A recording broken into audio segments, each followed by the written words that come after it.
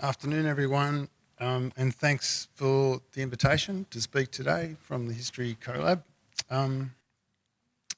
The issue of historians and the referendum is one I've been pondering for most of this year, if not long before. If you haven't read it yet, the pages of the latest ABR, Australian Book Review, if they're any indication, there's plenty of evidence that the referendum has provoked a range of different views among historians about their roles in the referendum, and also about the role of capital H history as well. If I was Peter Dutton, I might say that the referendum has divided historians, but that of course would be an exaggeration. I think the question of my work's role in political debate has been with me probably since I wrote about the Republic in the 90s. That referendum's now 24 years ago. And probably even earlier, when I remember the effect that reading the words of Henry Reynolds in The Other Side of the Frontier had on me, when he wrote, "History is inescapably political." Words that were later used to cane him by the likely suspects when the history wars were taking place. One of the comments on historians in the referendum in the latest ABR came from my friend and former colleague James Curran, who wrote that any suggestion that we as historians should publicly declare, for example, our allegiance to the Yes campaign, would have Herbert Butterfield turning in his grave.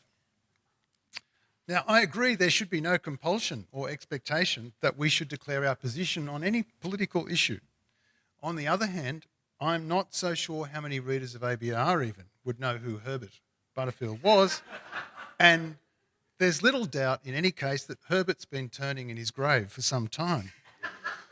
Butterfield, of course, remembered for the Whig interpretation of history, among other things, published in 1931, was adamant that history shouldn't be written for its own sake and not because of any perceived utility to the present day.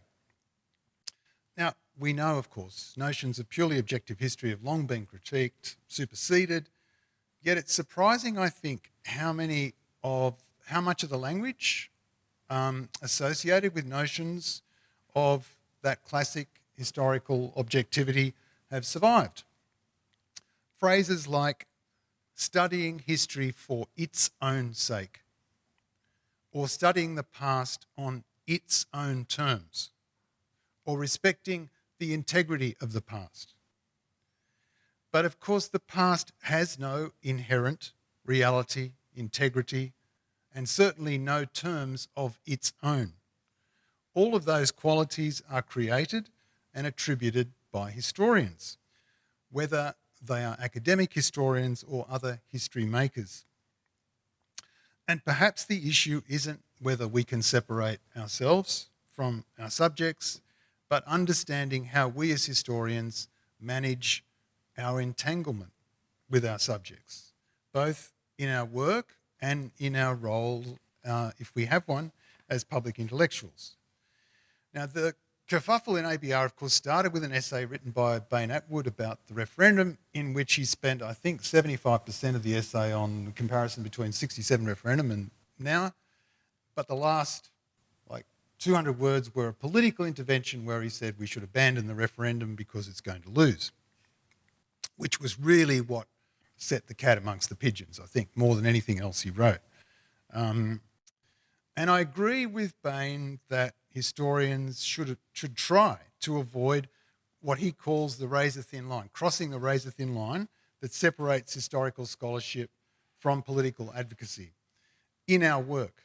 And I think that's the crucial distinction, making that distinction between our scholarship and our public interventions. I, for example, see no harm in historically informed political advocacy so long as it's made clear to the reader and the audience that that's what you're doing.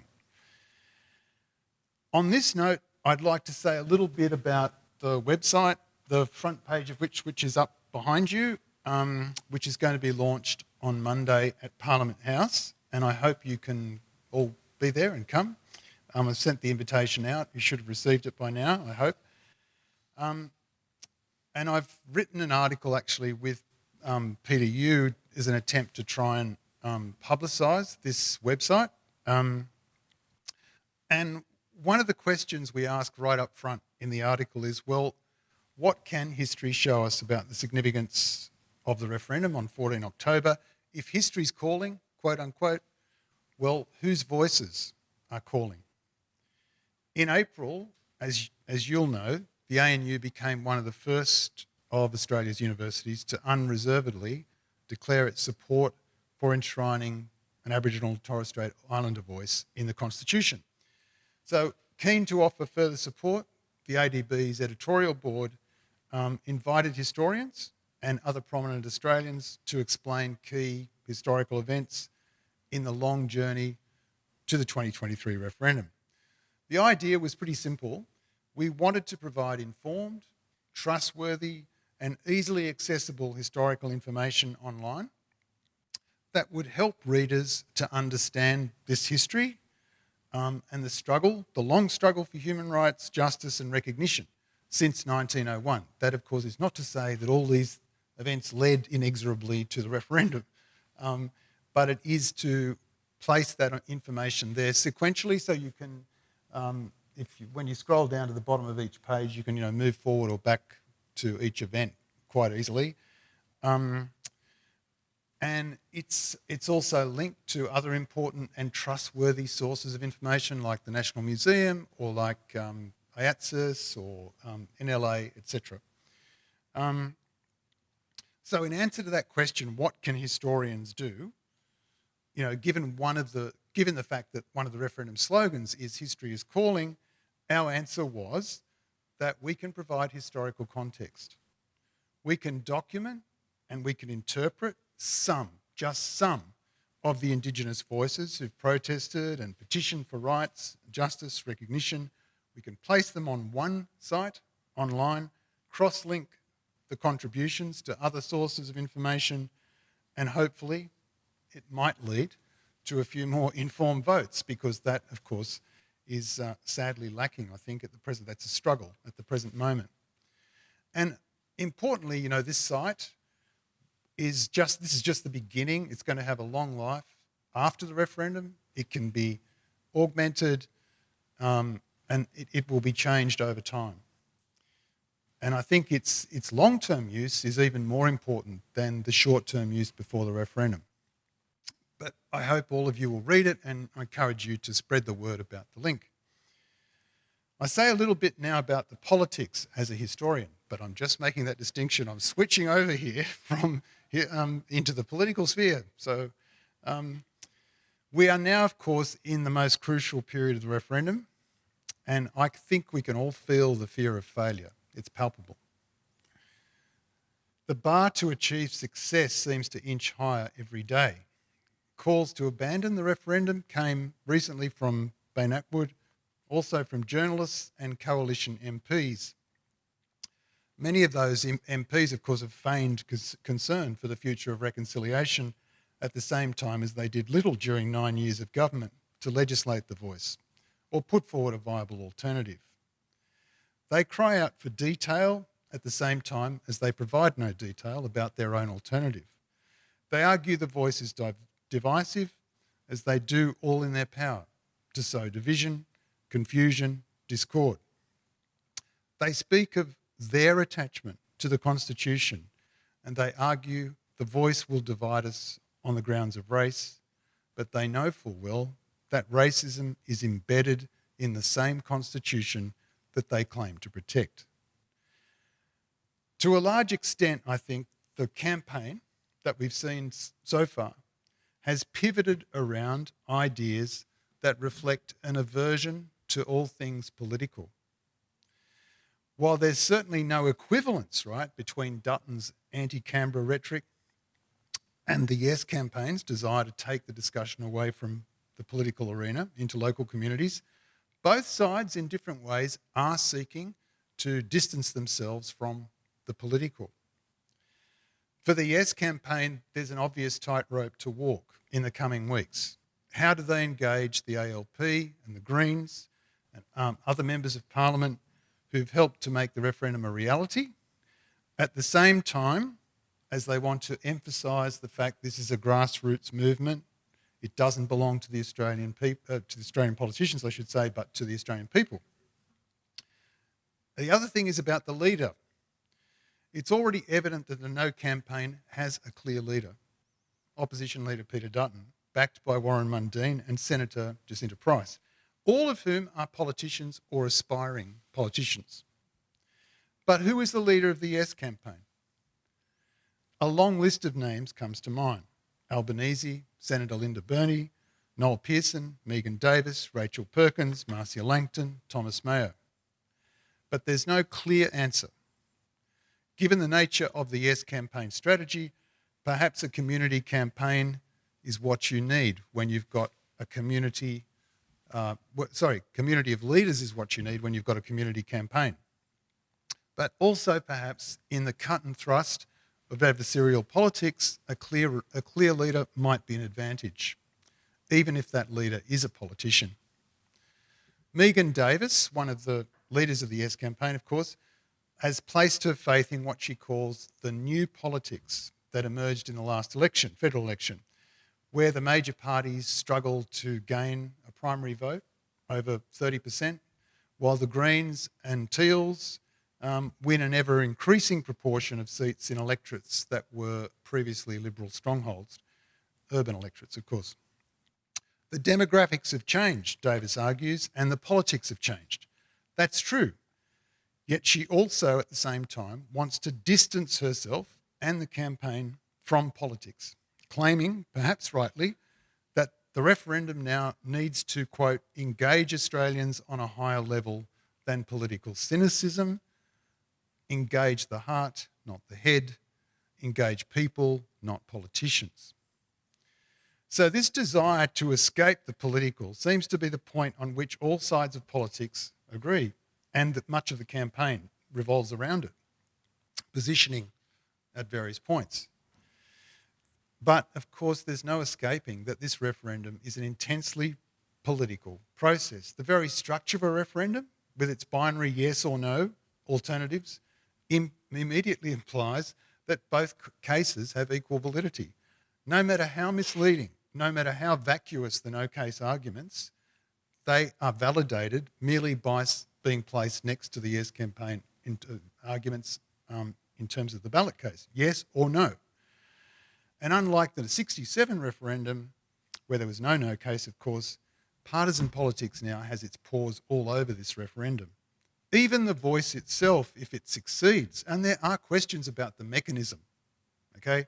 There are valid questions about this mechanism, but most of the answers to those questions are in fact speculative, because they have to be. But if the referendum succeeds and the voice comes into existence, it too is going to have to manage this partisan adversarial political environment, and it's going to have to be conscious of its own political optics as well. Because and that's why I think Albanese said quite early on, it's a brave government that will say immediately outright no to suggestions from the advisory body because of those political optics precisely. So perhaps also, ideally, the referendum it's not a question of whether the referendum campaign should be political or not, but how you conduct that politics. How we as voters, how we as politicians, and our politicians as our representatives engage in political discussion, whether inside or outside the parliament. How do we ensure that this referendum, and you might smile and say the horse is bolted already, absolutely, improves the fabric of our political democracy? How can it actually improve it? If the voice is, as it claims to be, an attempt to better inform the Commonwealth and the Parliament on matters relating to Aboriginal and Torres Strait Islander peoples, there's little point, I think, in demanding or deriding politics and politicians when the voice or any future proposal for that matter relies on politicians for its efficacy. So I think that raises one of the key challenges for the Yes campaign. And as a historian, to me, this is one of the reasons we tried to get this website up and running, The referendum implicitly, I think, asks the majority of Australians to recognise and understand a different historical experience to their own. To recognise that for Indigenous Australians, the history of the last 235 years has been far removed from the stories of peaceful progress that have comforted white Australians for so long. And it goes back, to the words that Keating uttered in the Redfern Park speech. This recognition of another historical experience is, of course, fundamentally about empathy. Have we imagined that those things were done to us? And that sentiment has been echoed down the years since Keating gave that speech. You could start, for example, with the Constitution itself, because of Indigenous Australians' exclusion from the nation's founding document, I think they understand the Australian Constitution far better than other Australians. They don't have the luxury of ignorance. Now, I really look forward to the discussion we're about to have on this, especially as the whole thing's in play as we speak.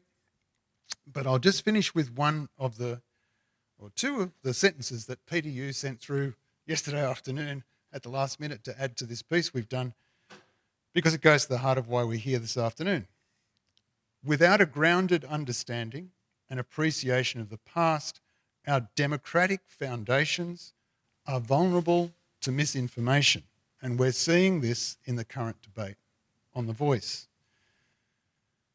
The ANU project through the ADB highlights the potential to incorporate the voices of Indigenous and ordinary Australians in a national truth-telling process that the Uluru Statement called for. It reminds us that the telling of history is not static. It's forever changing and finding new ways to tell our future stories. Well, on that note, it will be interesting to see where we end up in 6 weeks' time. Thanks.